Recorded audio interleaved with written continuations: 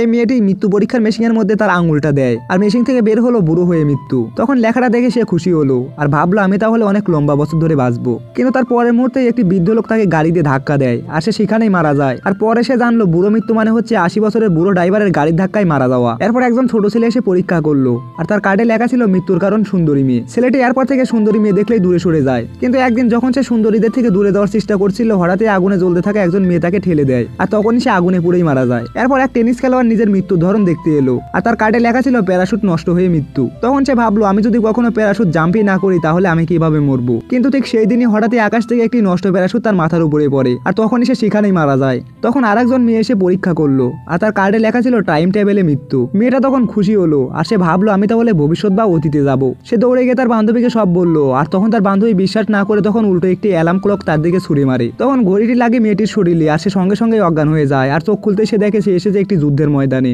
আর তার চারিদিকে দাঁড়িয়েছিল হাজারো শত্রু বন্দুক হাতে নিয়ে। আর মেয়েটি তখন সেখানেই শেষ হয়ে যায়।